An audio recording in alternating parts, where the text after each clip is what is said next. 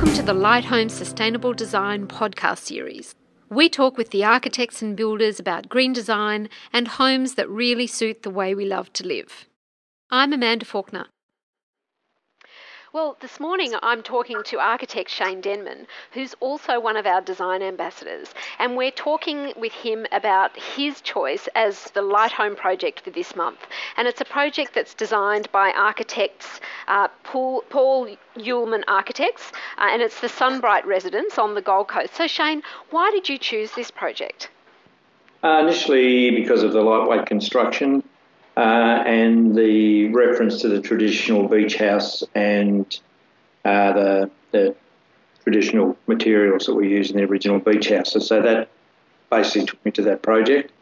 Is it a new home or was it a renovation of an existing beach home? No, it's a brand new house, yes. Uh-huh.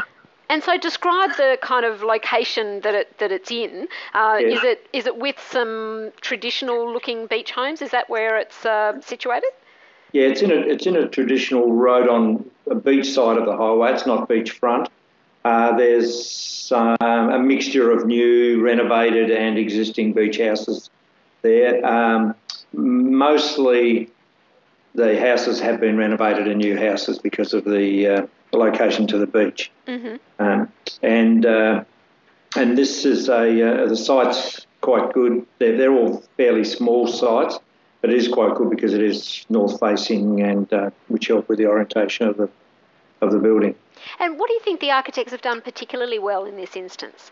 Well, the orientation to the north is always great, so having that site helps. They've screened the western side of the building from the harsh sun we get here in Queensland.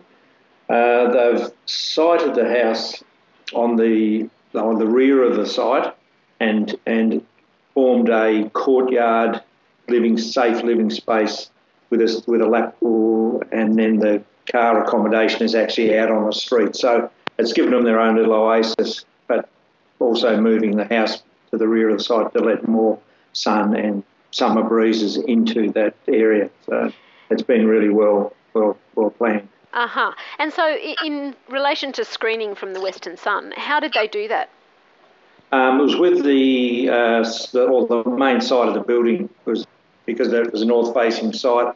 The western side was basically a solid wall with the linear weatherboards on that wall, and minimal windows just to get a bit of breeze where they needed them for ventilation. And so just in terms of the construction in the home, so is it fully lightweight? Is it all timber framed and lightweight cladding, or is it a mixture? No, it's all lightweight cladding, wall framing, floor framing, roof framing, all from sustainable forest timbers. The only thing that is heavyweight is the concrete slab on the ground floor, which they did lift above the ground level by about a metre to catch the breeze, but they did that as a thermal mass type situation so that it would keep the warmth in there in the winter time. So can you explain that to listeners just a little bit more for those who aren't as expert? So yes. the role of that suspended thermal mass and what part it might play to also, I guess, have the gap between the earth and the slab there.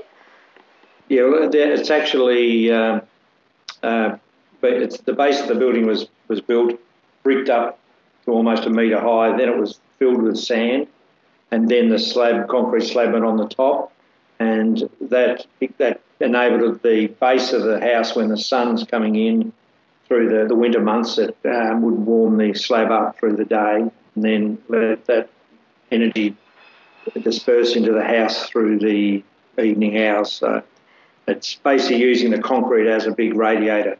That's right, as a heat sink, isn't it? And so presumably, and they've used this northern orientation to sort of full effect there. So I guess, given that they've got the slab and so that there must be solar access in the winter time to try and heat that slab and then so that it re-radiates out, presumably they've also got some good overhangs to protect that solar access in the summertime. Is that right?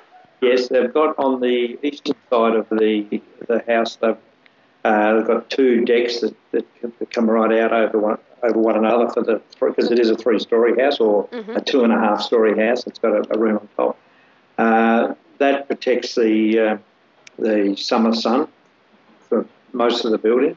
And then beside that, the other half of the house has actually got a 2-storey void area, which has a retractable blind that can come down to stop the sun and the wind in the really hot months. So, Okay. but in the winter, it can be stripped right up and let as much sun in as possible. And so do they have any mechanical cooling and heating in the home as well?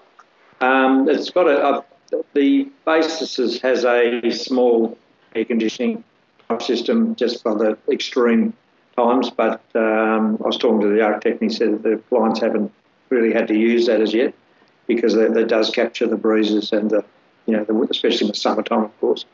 And so presumably you think this is a home that is really well planned and well designed to suit the Australian climate, is that fair?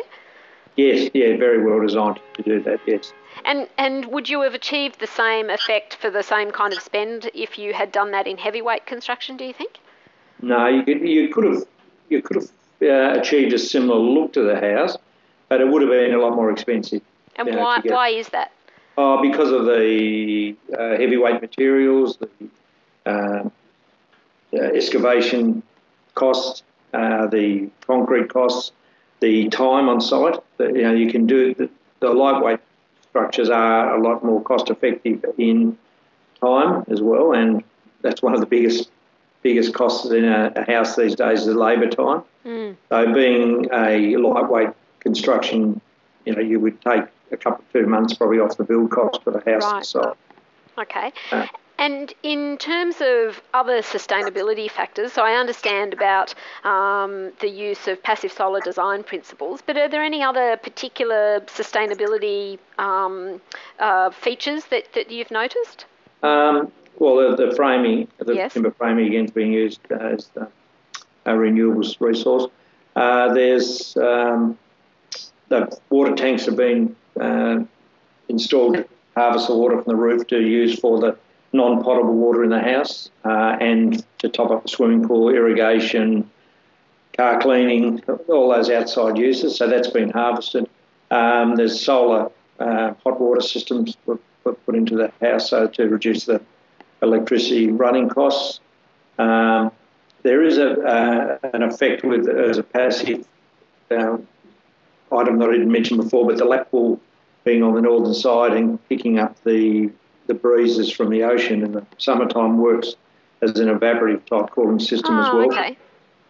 So that is a big plus. So that would alleviate them using the air conditioning in the summer. They're probably the main things that I can see, and the rest are basically the passive energy efficiency systems there. And anything else of note do you think that the architects have done particularly well with this house or that's a standout feature? Anything else that you'd comment on?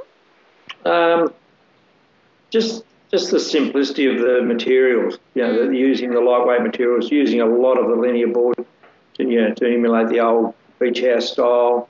They're probably the main features that make it stand out. So it's new, but it sort of fits well into the vernacular, I guess, of what's around it that's traditional. Is that a fair comment? Yes, but it's still got a cutting-edge style to it. It doesn't look like an old-fashioned beach house. It's still got the skillion-type roof and the lightweight materials, but it is still a very cutting-edge design. That's really well done. All right. Well, Shane, thank you very much, and thanks very much also for your choice of the Lighthome this month. Thank you very much.